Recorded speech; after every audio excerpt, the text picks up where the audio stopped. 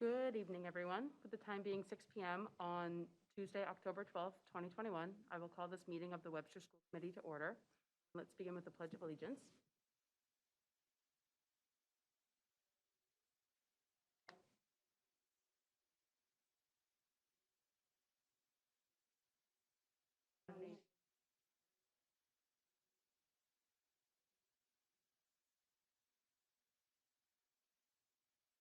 As a reminder, this meeting is being recorded, both audio and video, and will be posted on the district website. The first item on the agenda is the approval of the September 28th, 2021 minutes. I'll entertain a motion to approve. So moved. There's a motion and a second. Lori, would you poll the committee, please? Yes. Yes. Passes. And the next item on the agenda is the superintendent's report. Good evening, Dr. Gogan. Good evening, everyone. It's very nice to see everyone in person and get back into some routine of normalcy here. I am going to start with a personnel update. I'd like to let you know that Michael Scott has been transferred to from the second shift of Park Ave custodian to the groundskeeper position over here at the district office upon John retirement. We have a number of open positions in our district. They have been posted on School Spring, and the list is in your school committee packet. We are seeing a decline in applicants, as many districts are across the state. But the good news is we do have some COVID nurses coming in for some interviewing this week, and we are in the process of interviewing for the re-engagement specialist over at Bartlett High School. So I will keep you abreast of any new hirings, as I always do. We've been very busy since the start of school, and I'm really pleased to talk to you a little bit about the first business advisory meeting that happened over at Bartlett High School last week. As you know, we hired a consultant to help us with our innovative pathways, development of the Health and Human Services pathway, and to help us really get our feet solid. So our first business advisory group was pretty well attended. We had representatives. We had Chair Siddiqui as a representative from Open Sky. We had Mafre representatives from Swiss Turn, Hanky Sass, and Mass Hire were present. We had really good discussions about the opportunities that lie ahead of us. And everyone that attended was pretty excited about forming a partnership that would eventually help our students, especially in their senior year. So we did give a tour to those who hadn't already seen the new manufacturing lab, which I did send some tweets out today. The kids are in the lab doing some work and pretty excited about the hands-on learning that's going on. Today I learned about a student who was in another class and was making a last-minute shift to come over. So I think we're going to see a high interest in that programming. Our business advisory group will be meeting with us several times throughout the year and really serving as a sounding board on telling us what they're looking for in their new employees, but also willing to help us with creating courses and creating opportunities for our kids to have real life experiences. So I was absolutely thrilled because we've been working towards this for several years. So for it to actually happen was really a special day. So I don't know, Chair Siddiqui, do you have any comments about that as a member on that? Yeah, it was really neat for my work life and my volunteer life to intersect, and it's very exciting to watch a program like this from the very beginning. So I really look forward to getting the group together again and hearing more about how we're going to marry the needs of the workforce currently and the students at Bartlett and teach them what they need to know to enter the workforce. It was exciting. So as you know, we are receiving ESSER funds, and we did put out a survey to our families and guardians and our staff. And the results of the survey are in a graph form in your packet, but I'll briefly let you know that we received 195 responses in English, 3 responses in Spanish, and 0 in Portuguese to our survey. The respondents included students, parents, extended family, school administrators, teachers, support staff, local business owners, and members of faith-based organizations. So the stakeholders rated the following priorities, and I'm just going to let you know that they also align to the work that we've been doing and how we've been using the ESSER funds. So providing mental health to our students, addressing the needs of our special populations and diverse learning needs. We're going to talk a little bit more about that tonight. Providing educator support and addressing learning loss and extra support for student remediation and addressing facilities needs. If you look around this room, you'll see that there's been a lot of brainstorming and collection of ideas from many different stakeholders to use our funds. So this was very helpful to get this information. Any questions on the ESSER survey feedback? Okay. Last Friday, we had a half day. There is the professional development grids are in your packet. Just to highlight a few things going on.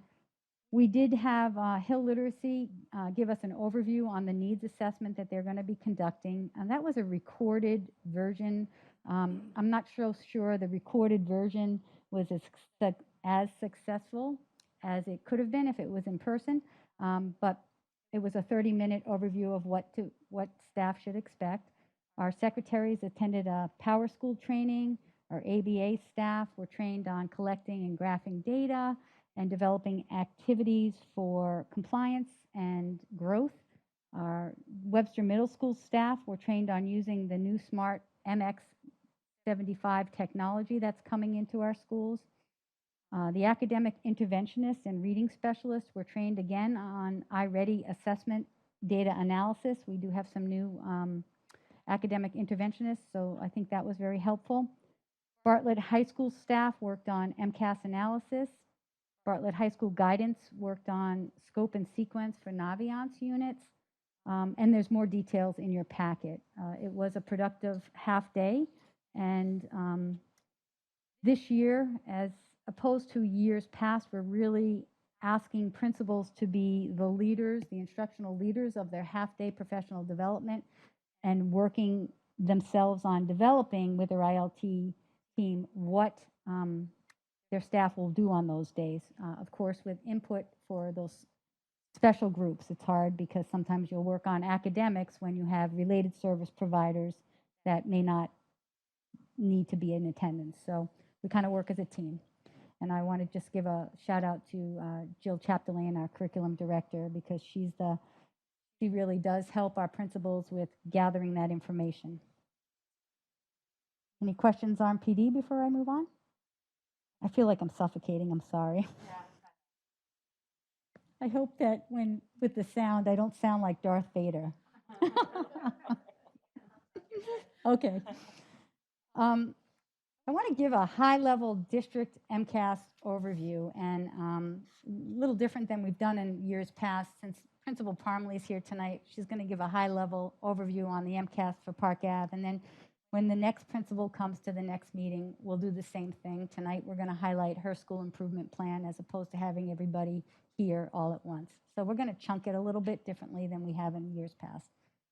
It's important for you to know that Department of Education is really stressing that using the MCAS results in a diagnostic formula this year and really not compare it to years past.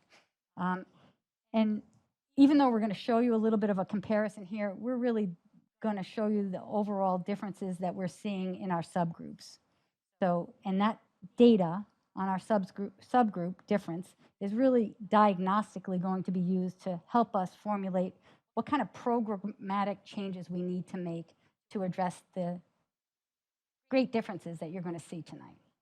I do want you to know that DESE will not issue any updated district or school accountability determinations this fall, and they will not name any new underperforming schools this year. And our parent guardian reports should have been mailed out last Friday to parents. If they weren't, they will be going out this week, and parents will be getting their students' individualized MCAS results. So on the screen here, we have just the basic expectations are exceeding expectations, meeting expectations, partially meeting, and how they rate the achievement levels. And we're going to go kind of fast, but I want to point out that this is a overall district view of grades 3 to 8 combined. So I'll just point out that we're pretty close to the state in a lot of areas. We have 2% of our students exceeding expectations, while the state has 8%. We have 24% of our students meeting expectations, and the state has 38. We have 49% of our students partially meeting expectations, while the state has 38%. And we have 24% of our students not meeting expectations in comparison to the state of 16%.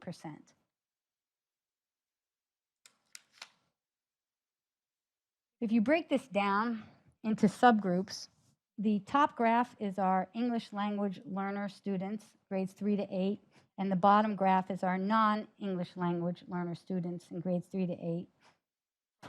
We're talking about ELA right now. And there is a marked difference. I'll go backwards this time. Our EL students, grades 3 to 8, we have about 55% of our students not meeting expectations compared to the state of 21%. We have 42% of our students who are EL partially meeting their expectations in comparison to the 50% of the state. And we only have 2% of our students that are EL students who are meeting expectations compared to 27% of our students. So as we go along from ELA to math, you're going to see this difference in our subgroups. Yes, I wasn't comparing them to the state in that. I was comparing them to our own students who are non-ELL students. And the next slide is students with disabilities in ELA, grades 3 to 8. And again, I'm comparing our students with disabilities to our students who are non-disabled within our district.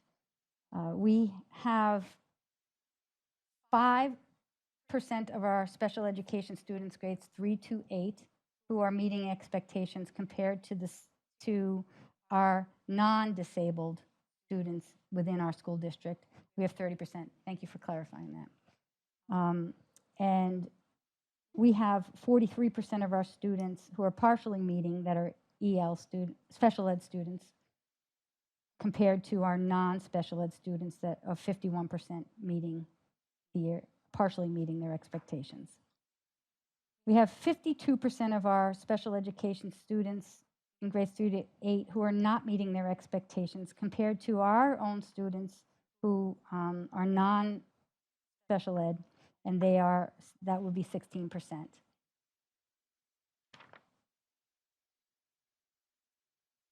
So this is just an overall comparison to the state for grade 10. Again, I think there's some differences in terms of our students' percentages. We have 10% exceeding expectations. The state has 19%. We have 31% in our district meeting expectations. The state has 45%.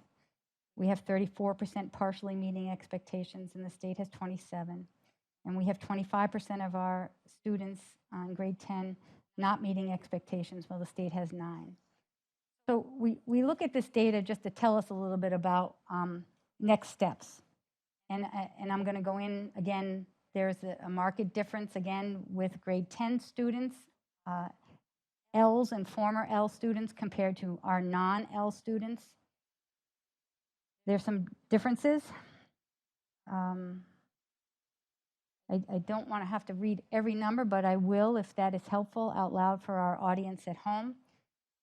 I'll give you an example of, we have 64% of our L's and former L's not meeting expectations, compared to the regular non-L students in our district of 19%. So that really tells us that the work that we're doing in our L programming, which is new curriculum, looking at benchmarks, additional PD, is well needed. And we've been doing that all along for multiple years. And we've gotten some new resources for them to make sure that they're teaching grade level content and also interventions for our Ls.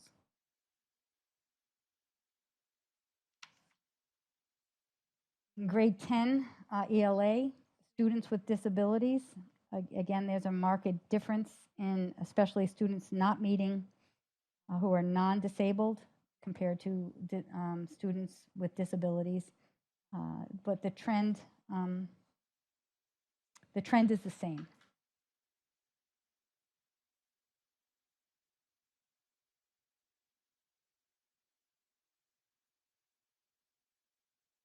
And in math, we're, on the overall look from grades 3 to 8, we're right behind the state when you look at just the whole district. And you don't see the drastic differences until you break it up into subgroups. So that's really the message that I want to leave you with, is that we're breaking it down further to look at the subgroup differences to see what's not working and what we can do better. Ls and non-Ls for math, grades 3 to 8. There's a substantial difference between the students that are partially meeting expectations and not meeting expectations. So rather than read every number to you, it is in your packet. And I know we're going to break it down into Park Avenue. This sort of pattern goes on for each grade. Overall, we're not far behind the state until you start to look at our subgroups. But this is very similar to the data that has been presented to the school committee in years past. When you break down the data into subgroups, you see that there's a marked difference. That data supports the work that we're doing behind the scenes with additional curriculum supports, additional coaching, making sure SEI strategies are being used in everyone's classroom, making sure that special education students are everybody's students. So if we jump to Park Ave, you're going to see the same thing, and I'm going to toss it over to Mrs. Parmley a little bit so she can kind of give an overview on what they're doing. Sure, thank you. So we'll take a look at our English language arts first for grade 3, and this will give you the comparison from 2018-19 and 2021, understanding that 2021, of course, was unique with all that the challenges that came with it. But if you take a look, we were definitely below as far as exceeding expectations. However, we're pretty comparable, a little bit behind for meeting expectations, even in that challenging year. And we were up to 56% at partially meeting expectations, and definitely very similar with not meeting expectations. So these are all the different pieces we are going to be looking at and how we can support students at all levels. So here's the achievement distribution for grade 3 ELA. So if you take a look at 2021, you'll see where we are in comparison to the state.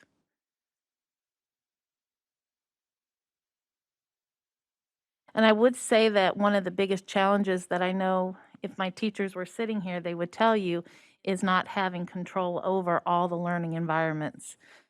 As hard as they worked and planned and maneuvered the challenges, they still were at a disadvantage not being able to be in everybody's living room per se as they tried to instruct students.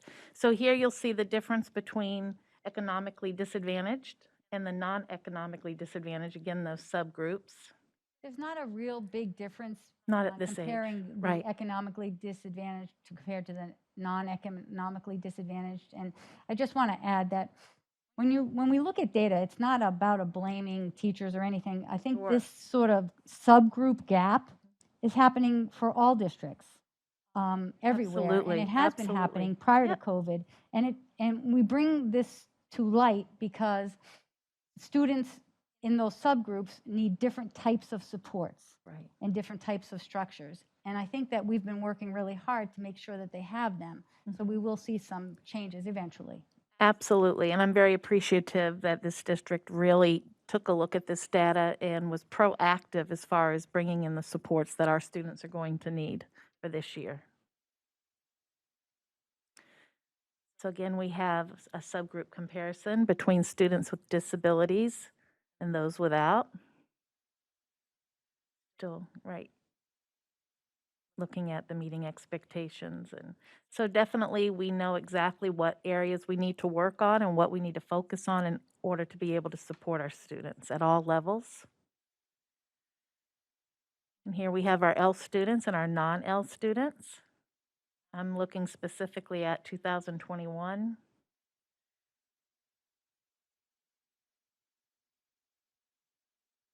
And then we have grade 4 English Language Arts as we look at all students in 2021. Again, our scores are very comparable initially before we break it up from 2019 to 2021. And we want to continue on that. We want to continue to make improvements. And I really believe so many pieces that are being put into place between the early literacy grant and the initiatives that are happening. I think we're going to see some big changes, hopefully, over the next year or two in order to be able to have our students achieve and to close those gaps. So here's our distribution for grade 4 ELA. So you'll see the district for exceeding expectations was at 3%, the state was at 6%, meeting expectations 34 and 43, 47 and 38 for partial, not meeting 16 to 13. So you'll see that we are right there with the state in most capacities. And looking at our subgroup comparison again, this time for grade 4 ELA.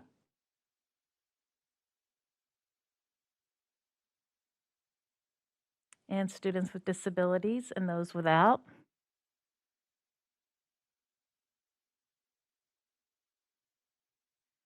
And our grade 4 ELA subgroup comparison with our L students and non-L students.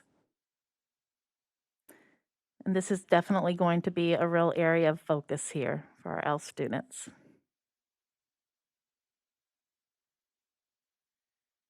Moving into math for grade 3, all student comparison.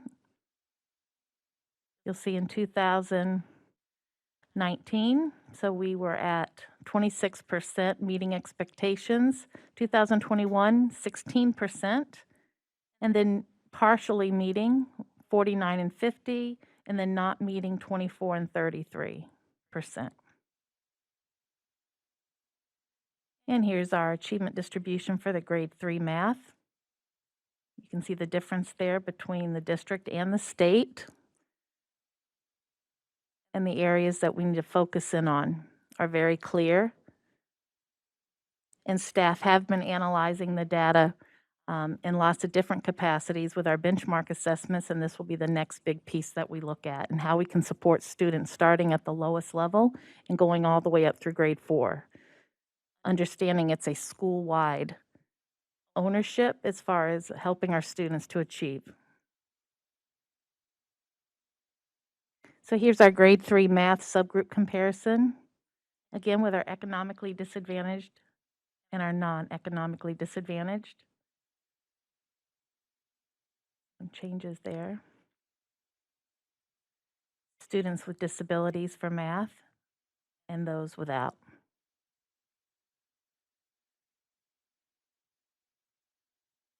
And our L students and non-L students.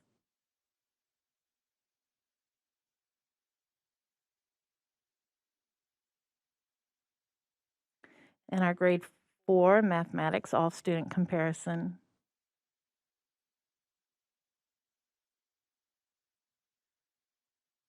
So we definitely want to lower that, the piece there that says not meeting expectations, we want to raise up the meeting expectations as well as the exceeding expectations. And I really believe with the supports that are going into place, that is going to happen as we scaffold and do the wraparound support for our students, both with staffing and with the programs that we have brought in and the support and PD that we'll be giving our teachers. And here's the grade 4 math. So we're exceeding expectations. Park Ave was 1%, the state was 4%. Meeting expectations, Park Avenue was at 23%, the state was 29%. Partially meeting, Park Ave was at 46% and the state 43%.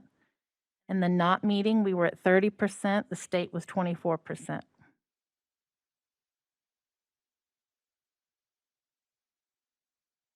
And our subgroup comparison for grade 4 math.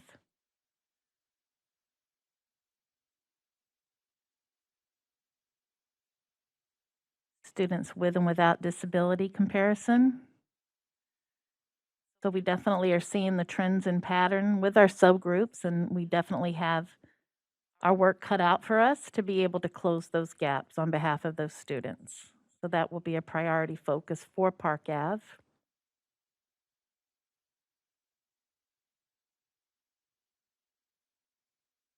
Is that it? So we just wanted to bring that to your attention, that we are looking at MCAS as one piece of data given last year, but it is definitely telling us that we need to look at our subgroups and what our programming looks like, and we have been doing that. So more to come. I'm happy to answer any questions on that. And the full presentation is in your packet. It's lengthy. If you have questions after the school committee, just reach out to me. I wanted to let you know that our October 1st enrollment was 1,705 students. There are 405 students at Bartlett High School. There are 589 students over at Webster Middle School and 711. That was our October 1st reporting to the state. In comparison to last year, we had 1,682. So as you know, we received lots of students, but after October 1st, we don't get funded for the students that come in after October 1st. They can still come, but that's the number, 1705, that the state will use to formulate our calculation of funding.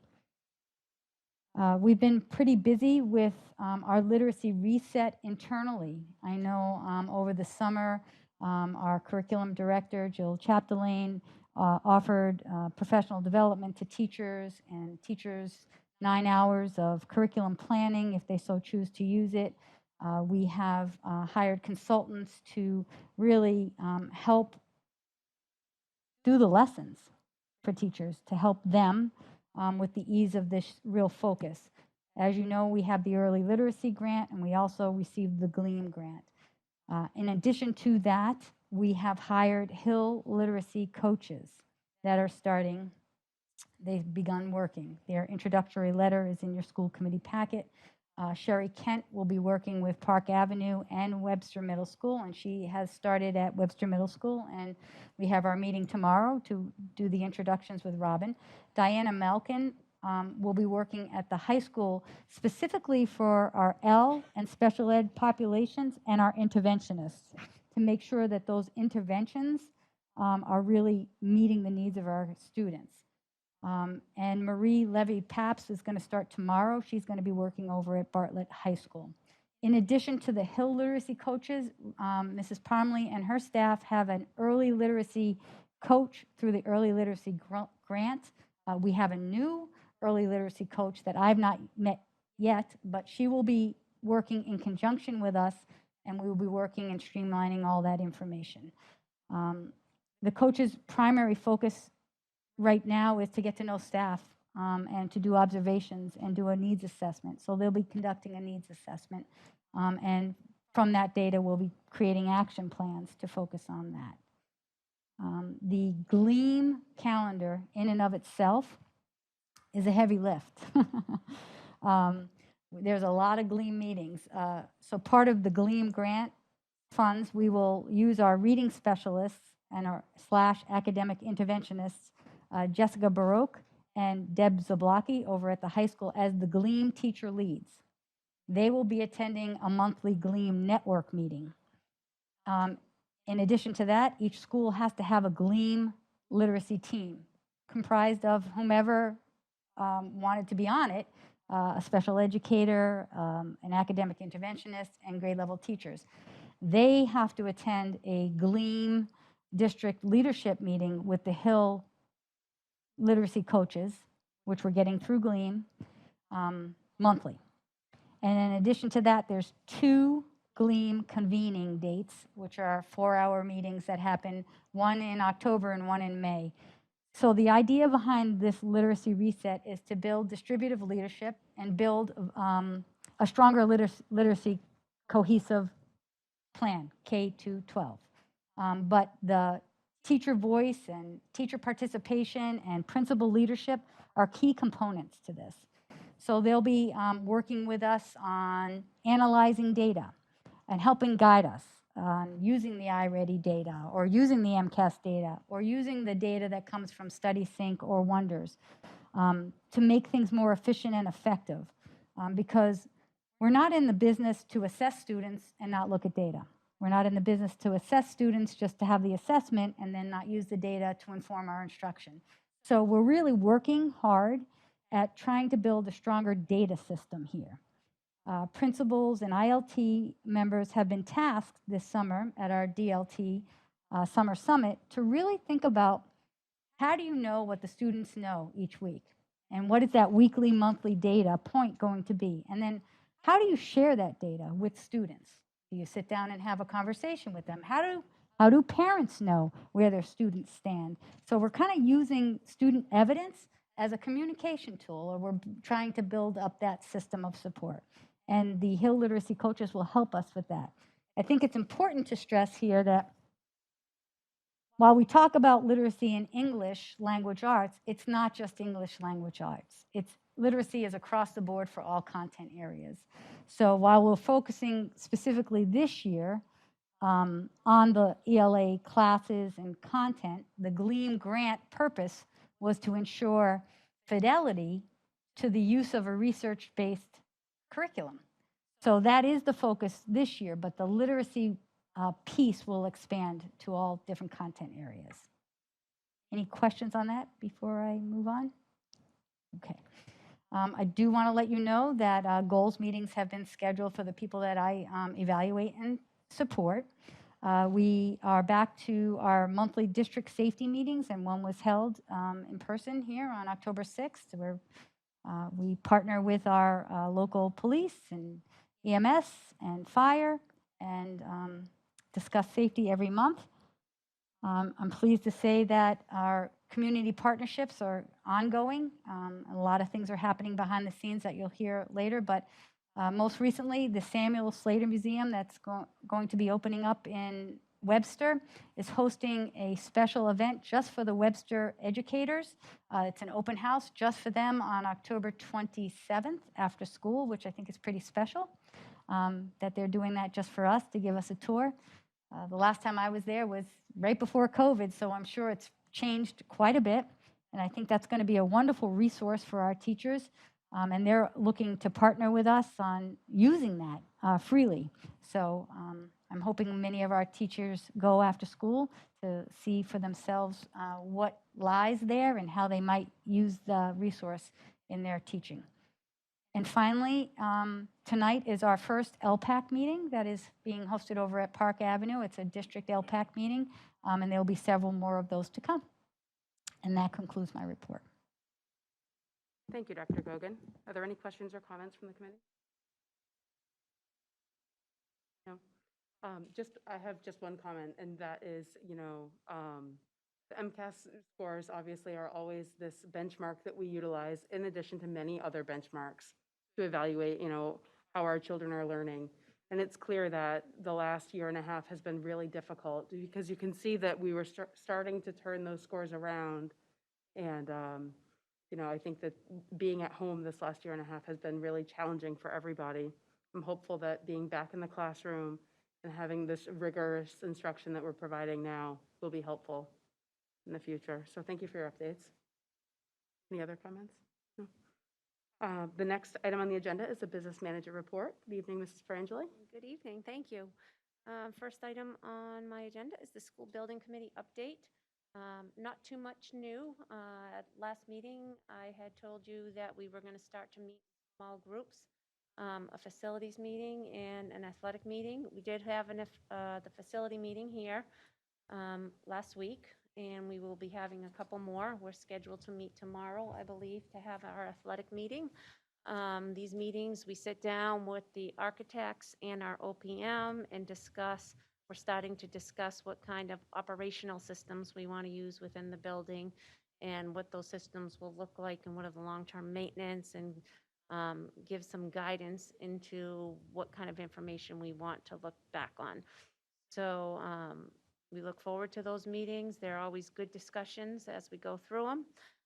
We'll have another building committee meeting, should be next week, the third Thursday of the month. That will be here, and we're totally working through the process, and we will be ready for a submission at the end of December to the MSBA. Time is going very quickly, from start to finish. Where we were, it seemed like such a long, daunting process, and it has just flown by, and it's exciting, and we look forward to really getting some final numbers on a schematic design and a plan that we can really start presenting to the community with some solid information. So we're getting there. We're moving along. Any questions on the building committee? No? Next item was the food service report. I'm going to skip over that. Ms. Nyland couldn't be here, and I really want her to communicate with you, with you and with the public as the struggles of the food service department. So she can give you some real insight into that and some exciting things that are happening. So she'll be here at the next meeting. Next item is technology update. Like everything else, we are seeing backups and shortages that have been happening for the last year and a half. Those continue to happen, and things are almost a little worse than they were a year ago when everybody was purchasing. On a good note, I'm excited to say that our smart boards are in. If you remember, we purchased smart boards for the middle school to be installed. You heard Dr. Gogan mention that teachers were trained at PD last Friday.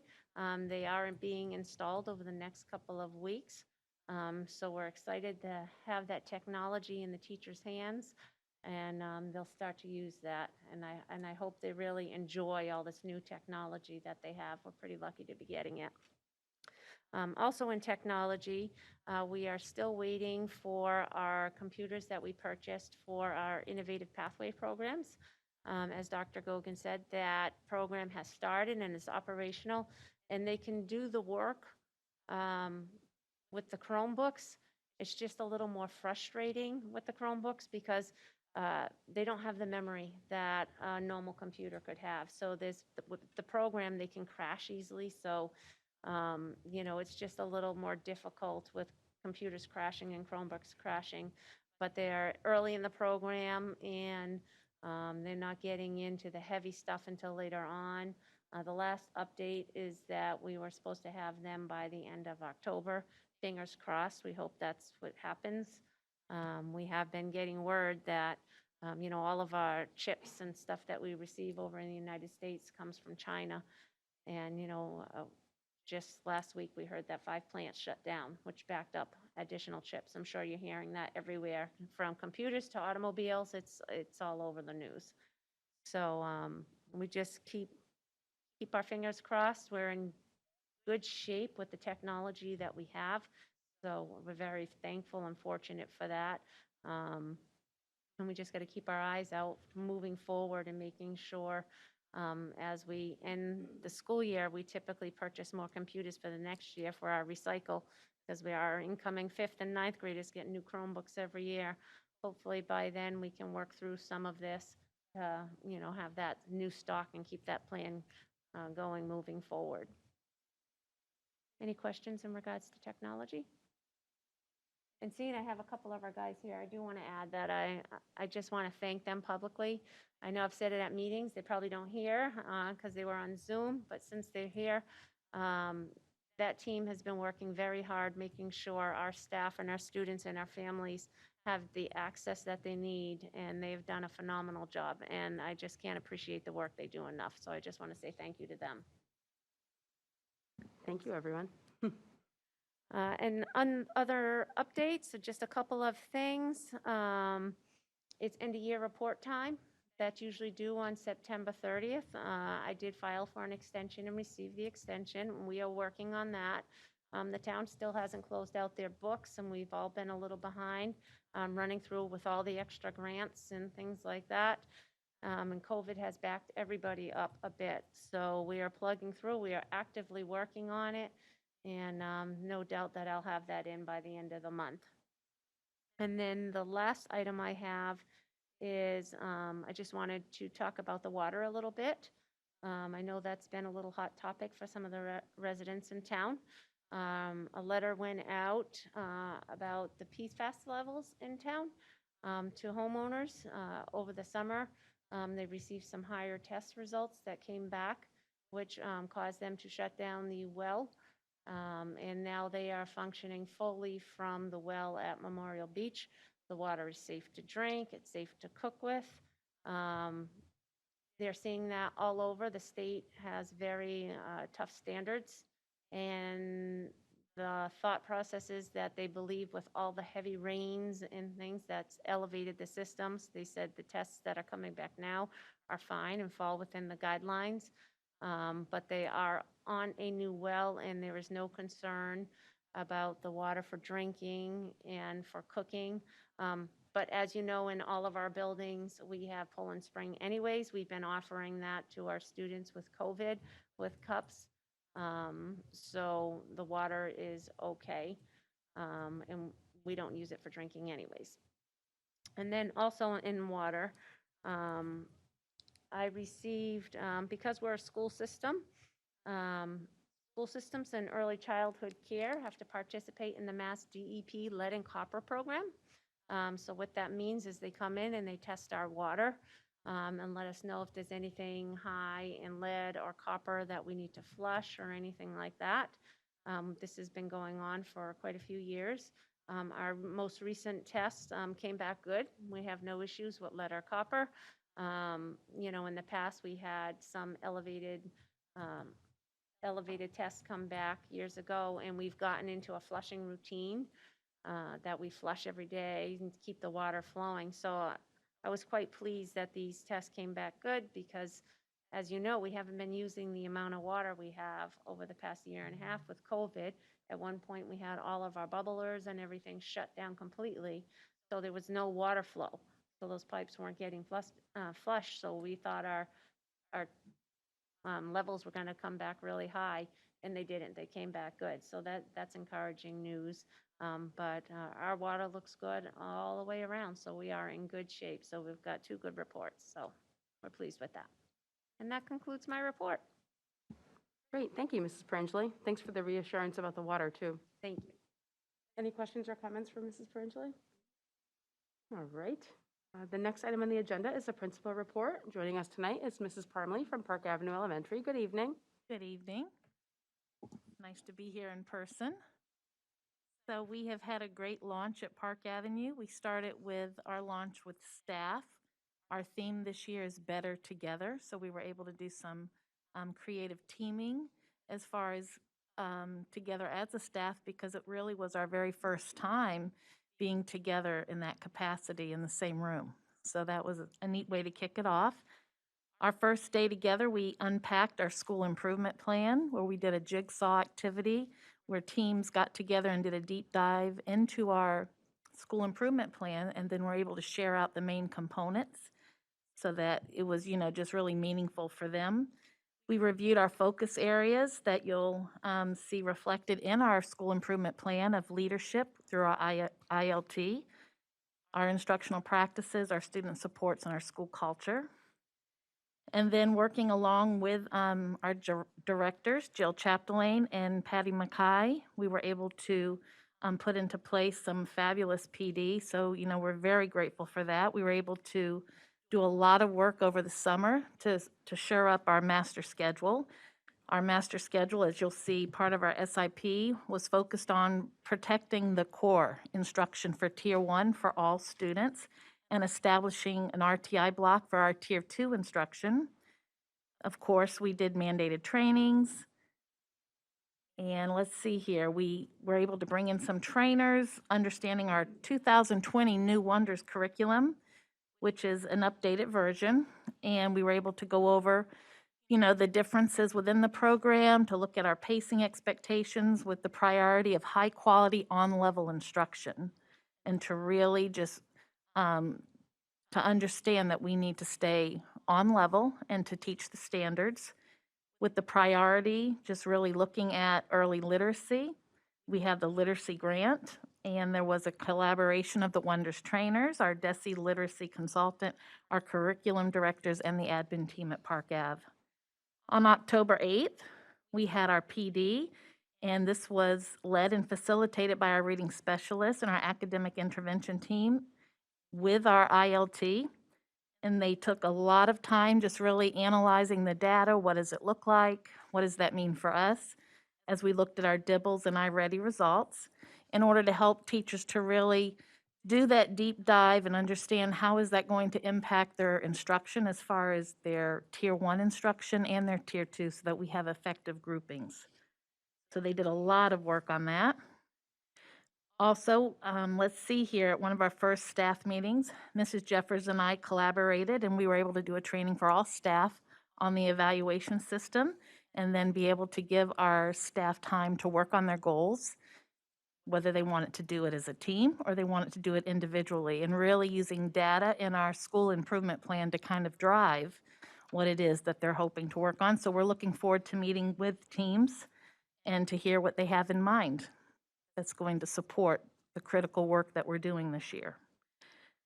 And our launch for students, we're actually up to 717 students now, so we've welcomed them back with lots of enthusiasm and excitement. It was all over the building. The kids were so glad to be back. They're just smiling from ear to ear. You can't see them with their masks on, but you can see it in their eyes.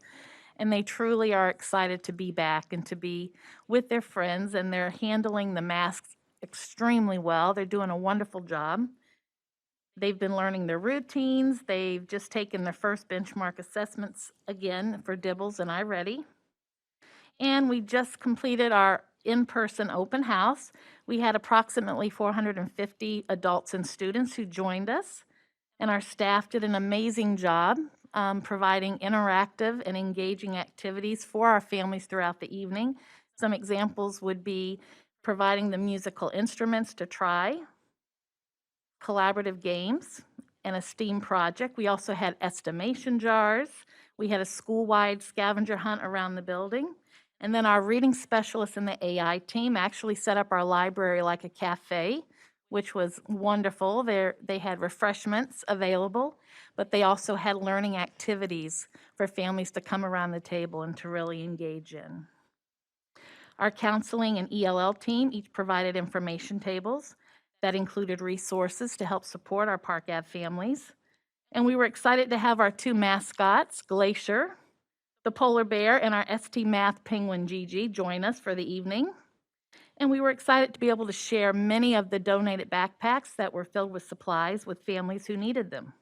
And in the cafeteria, we had several community organizations who joined us to be able to provide key information to families, such as the Scouts.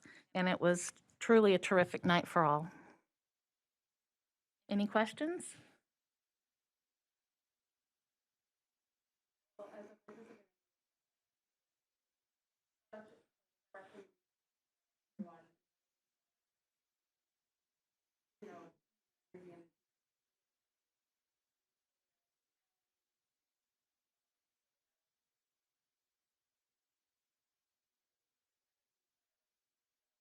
Art room taken over with a STEAM project and musical instruments. And an hour probably. Really a lot of fun.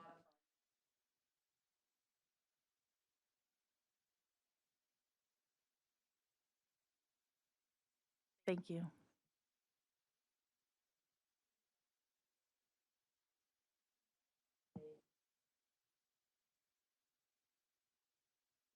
Hello.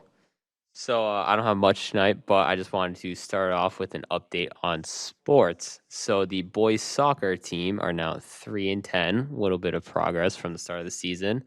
The girls soccer team are now 2-11, also some good progress from the start of the season. Sadly, the boys cross country team is 0-5, and the girls cross country team is 0-4. The golf team is 1-12, and they competed in a district tournament today.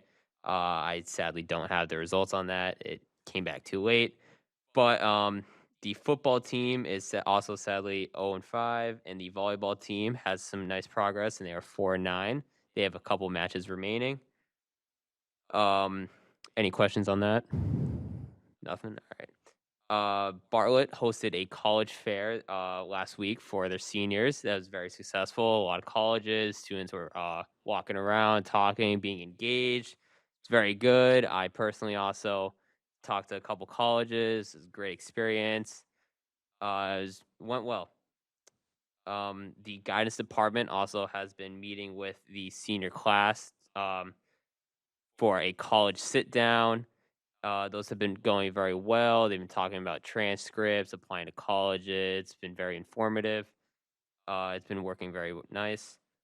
And lastly, I just want to talk about a bunch of students are at the high school don't like the English program for the study sync.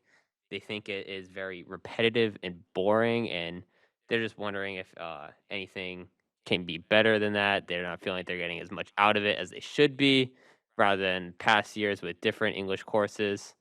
I just thought I'd bring that up. A couple of people have asked me to, so that'd be amazing. hmm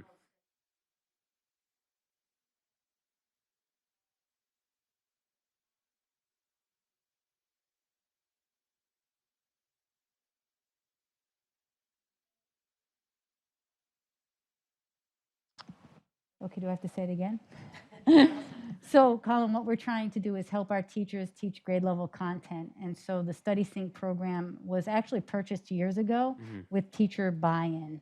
And we're trying to use it to make sure that grade level standards are taught. It's not just sit in front of the computer type of program. And I think what's going on right now from afar is that we need to have some more supports for our teachers to access the rich resources that are in there. And it's not just turn on the computer and do this worksheet. It's, hey, here's the lesson plan. How can I be creative with it? So I think some of the things from this program is it's really comprehensive, and it's hard to figure out what piece to do. So I know with our other programs, we hired consultants to do the lessons. So we have access to having people come in to help the teachers. So I can give you a perfect example of what I know about the program. Current events gets everybody's interest, right? Yeah. So Study Sync has like a current events thing that any classroom could start with the current events discussion, and that you could build off of that. So I appreciate that feedback. I think it's really important to hear that the students are bored and they're not feeling like it's challenging. So that leads me to believe that we need to do some more work to support our teachers to utilize the program to the way it's supposed to be used. And we'll do that, and we're going to do that together.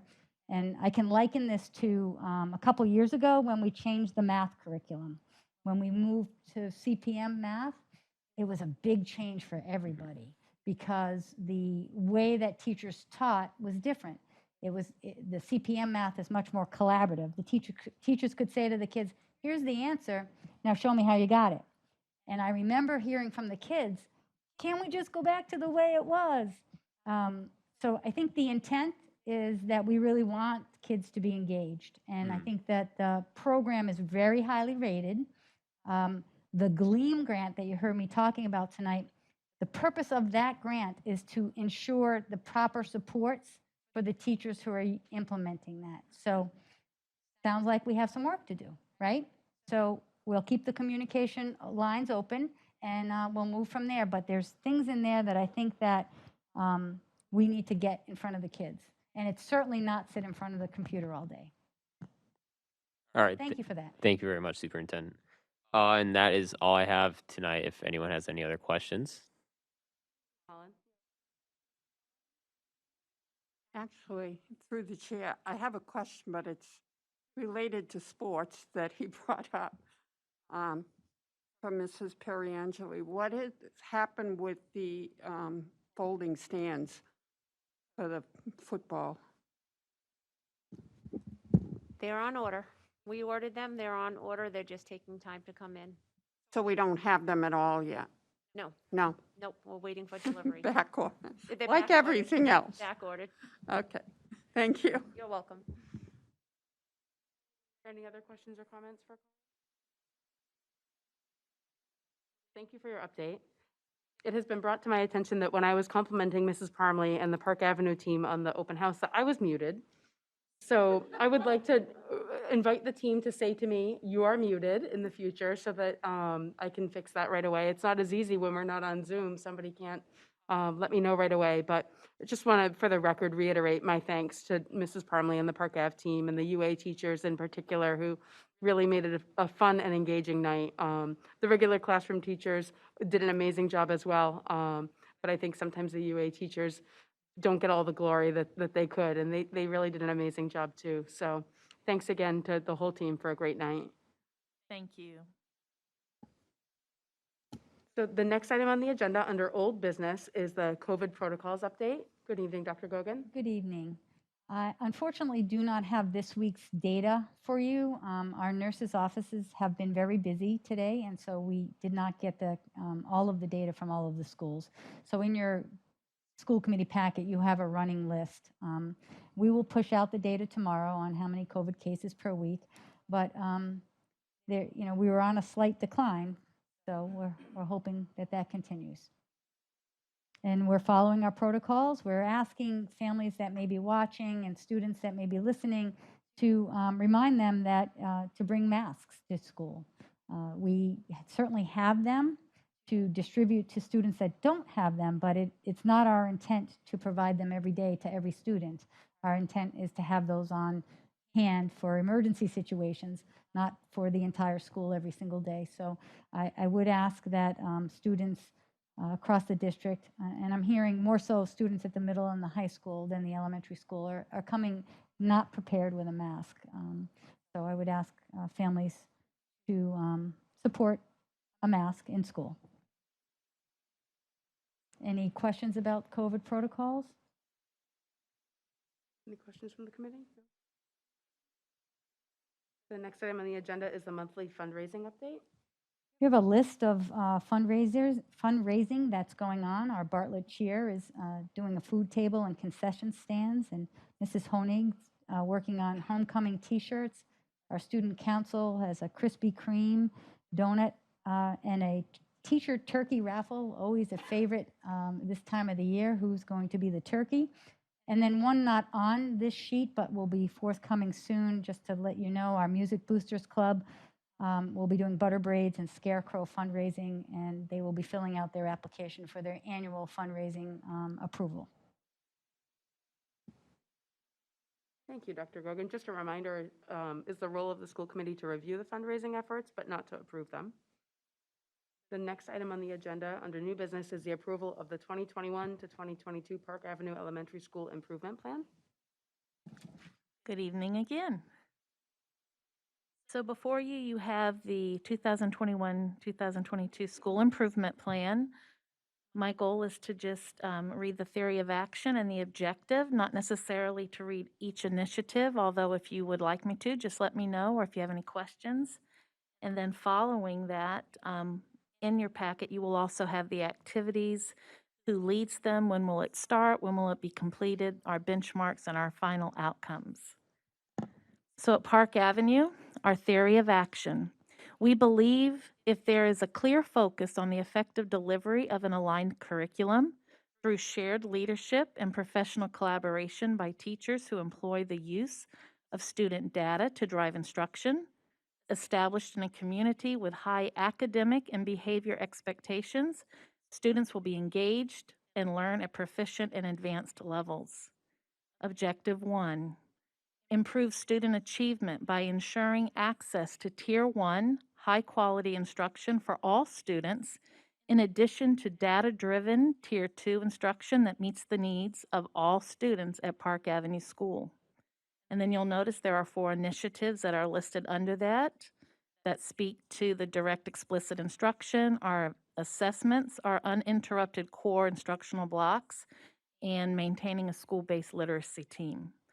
Objective 2, develop a school culture and climate that promotes equity of student success in a safe and supportive learning environment that directly impacts student achievement.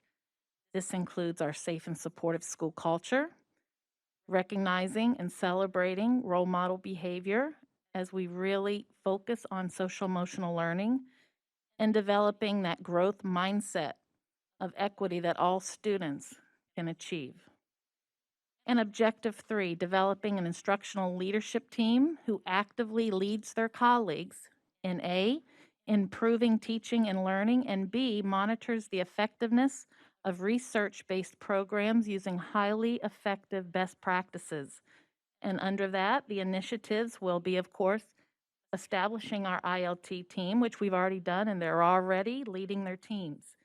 Of course, every work we'll be doing, every piece of work will be very data-driven. Every conversation, every activity, every PD is going to be focused on what is the data telling us, what do we do with the data, and how do we use it to drive our students forward. As part of that, there will be a lot of collaboration with the grade level teams.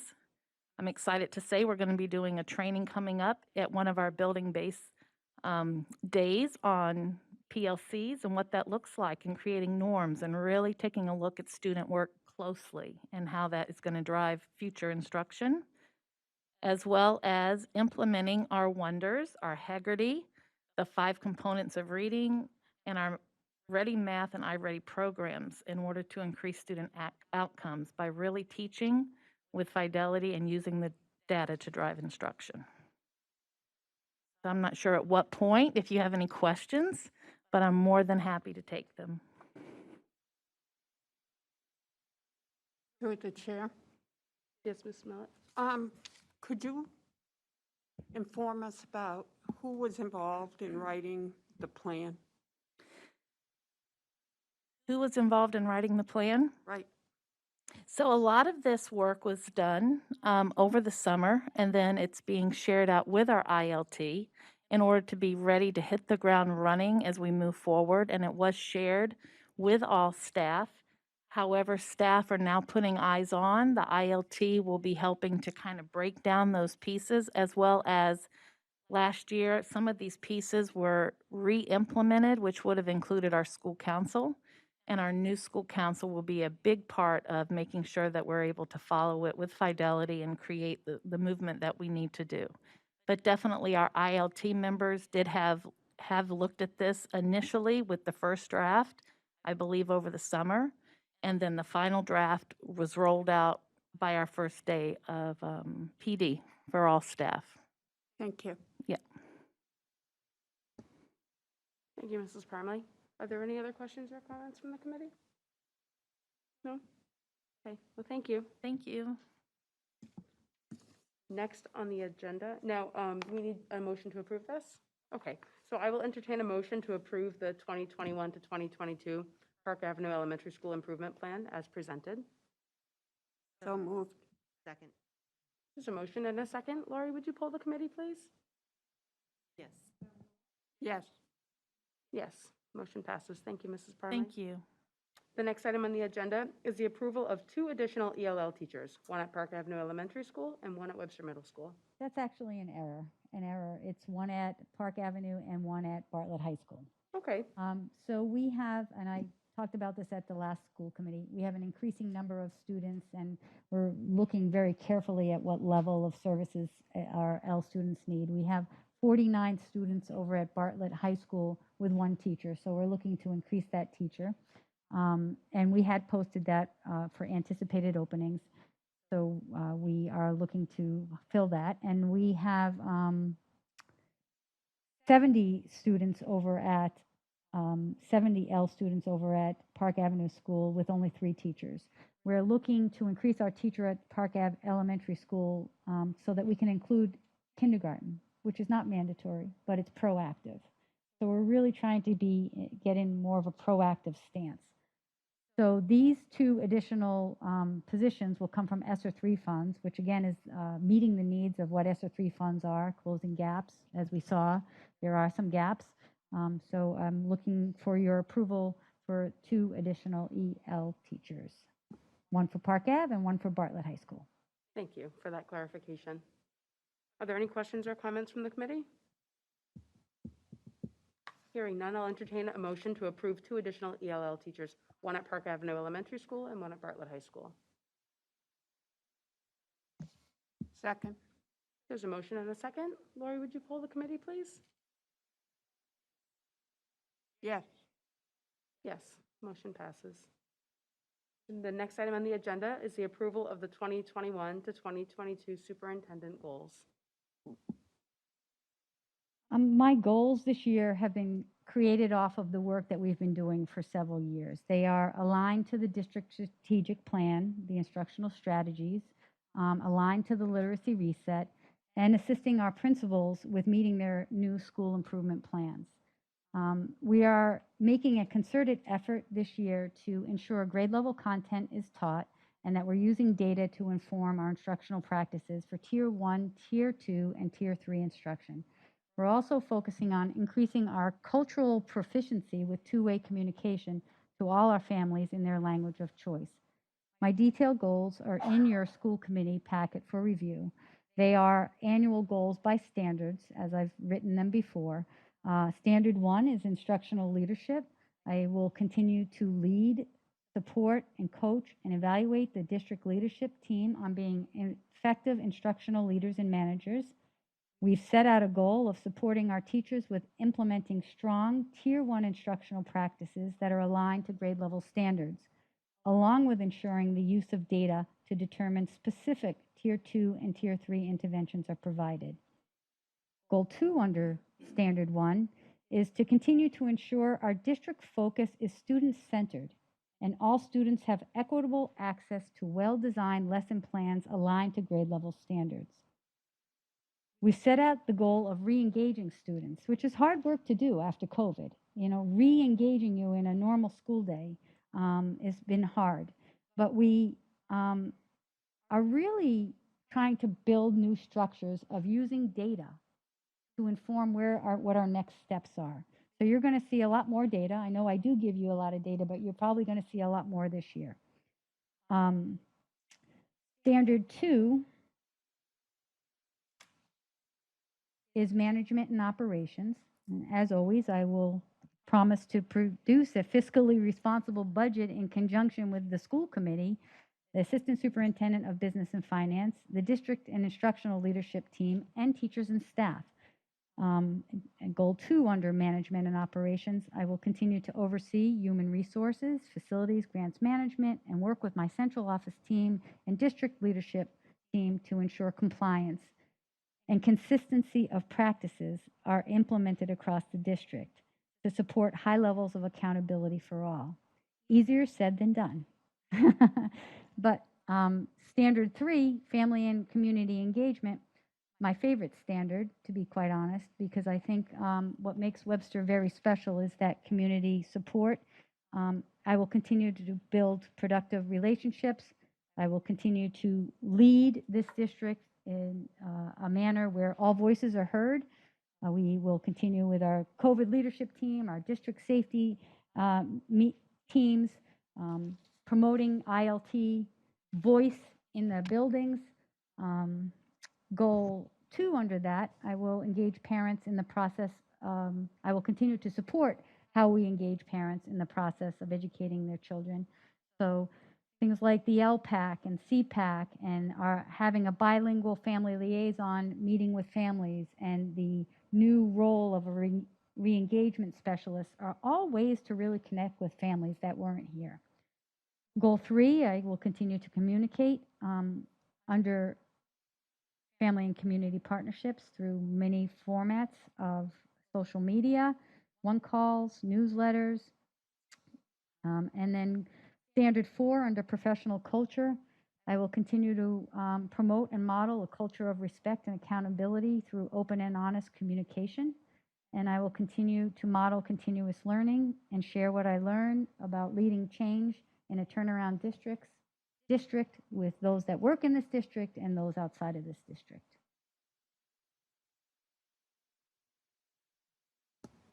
Thank you, Dr. Gogan. Are there any questions or comments from the committee regarding Dr. Gogan's goals this school year? No? Hearing none, I'll entertain a motion to approve the goals as presented. So moved. There's a motion and a second. Lori, would you please poll the committee? Yes. Yes, motion passes. Thank you. Thank you. The next on the agenda is a review, transfer, signing of warrants, bills, payroll, and vouchers. And Mrs. Perangeli just went to get them. I had a feeling. It's something different. We haven't had them in person for a while. Calling in an effort to save you a few moments for, you can leave if you want. Okay.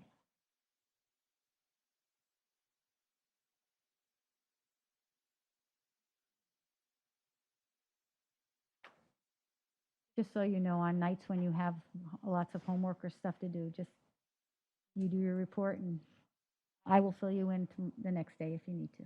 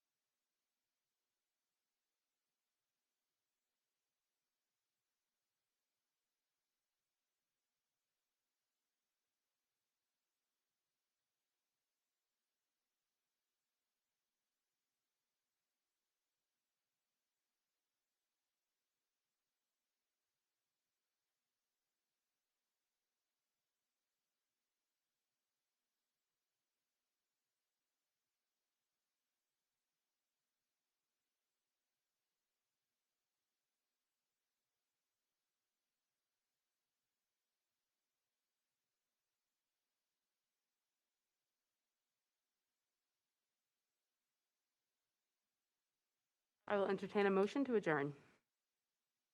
So moved. Second. There's a motion and a second. Lori, would you poll the committee, please? Yes. Yes. Yes, meeting adjourned.